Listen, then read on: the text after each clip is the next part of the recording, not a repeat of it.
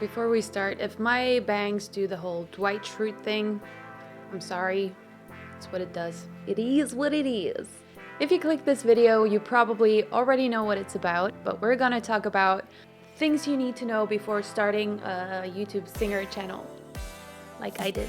I've been uploading videos consistently and weekly for about a year now, and it's gotten me a whopping 190 subscribers. So why should you listen to me? That's the exact reason you should listen to me before you start, because I just want to share some realities, some hardships, some trials and tribulations. I just want to share what you can expect if you're gonna start your own singing channel. The first thing you want to consider is what's sustainable for you. Like, how often can you upload? They say if you want to grow, you should at least upload once per week. So can you do that? If you're gonna upload once per week, what's sustainable for you? Are you gonna pre-record the songs and then lip sync them? Or are you gonna sing them live? Are you gonna do like just singing related videos where you talk? Are you gonna use a lot of B-roll? These are things you have to think about, and things take time. The more things you want to incorporate in your videos, the longer time you need to like edit.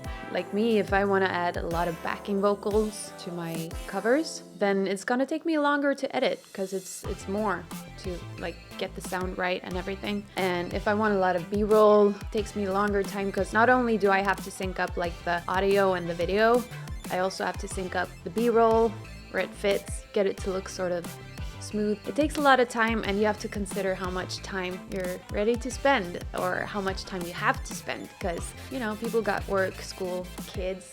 I don't know, I got 3 dogs and a man.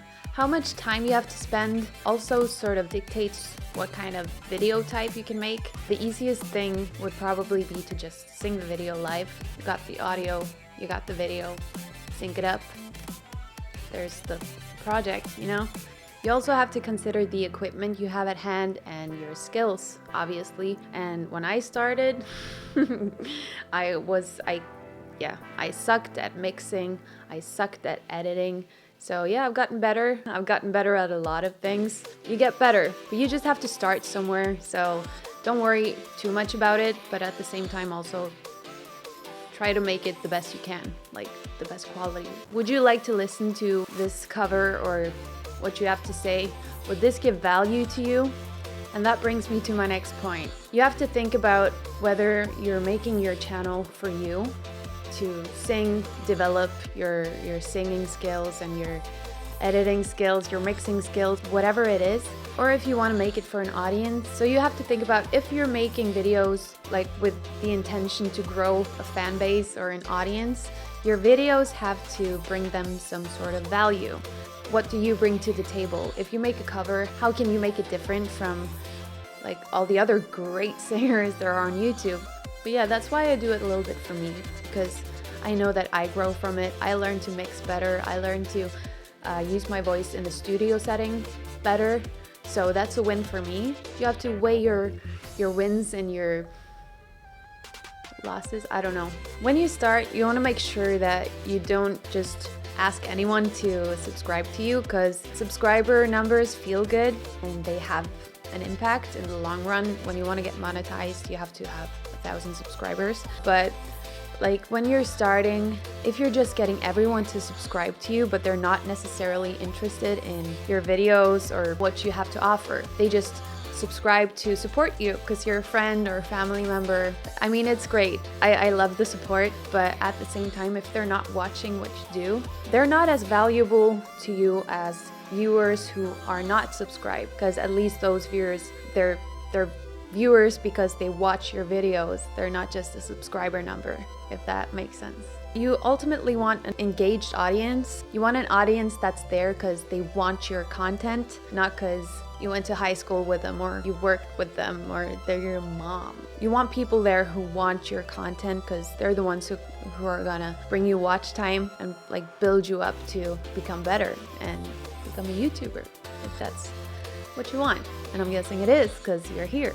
Write down who's your audience, how can you give them something that's valuable to them and not just to you, like, oh, I sing so well.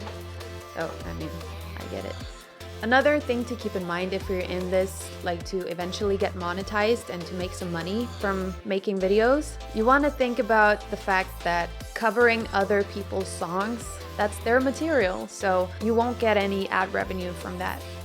Obviously, you can get like sponsors for your videos, but not when you're starting. Your cover videos, they're not gonna make you any money in the long run, so that's why I make these, where I talk to you and not just covers. A smart thing to do is just make sure to add some original content, whether that be your own original songs if you write music, or if it's talking about singing technique, or like I'm doing now, like how to make singer YouTube videos. I don't know. If you want me to make a video where I talk about how to make singer channel YouTube videos, let me know in the comments and I'll consider it, because yeah, this is not that video. Just make sure to add something that's original so that you have some videos that can ultimately get you money. You know, some reaction videos, just make sure that the clips are shorter than 6 seconds. I mean, clips that you use of other singers or whatever you're reacting to, they're shorter than 6 seconds and I think you're good to go. Next thing I want to talk about is handling the hate, because you're gonna get some dislikes, you're gonna get some mean comments. I've got this video that's my most viewed video, but it's also my most disliked, and I don't like this cover very much myself, but I mean, why the dislikes? It's like you put a piece of your soul out there, you sing this song, you interpret this song, and you put it out there and someone's just like, I mean, I don't get it. I don't dislike videos myself unless it's like hate speech or something terrible. It takes a lot for me to dislike a video, like physically press the thumb down.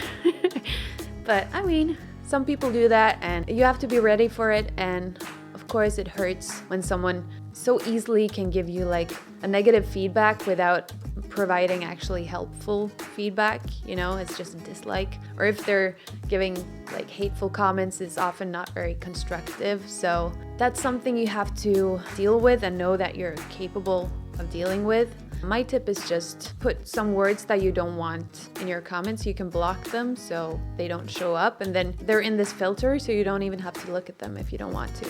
And the other thing is just, they're the mean ones, they're the losers. I got you. And also the hate actually gives you engagement. So if they dislike your video or if they leave a mean comment, it's engagement on your video. And engagement on your video is a positive thing because it helps YouTube recognize that, oh, people are engaging with this video, let's show it to more people. Yeah. So go out there, make some singing videos if you want to.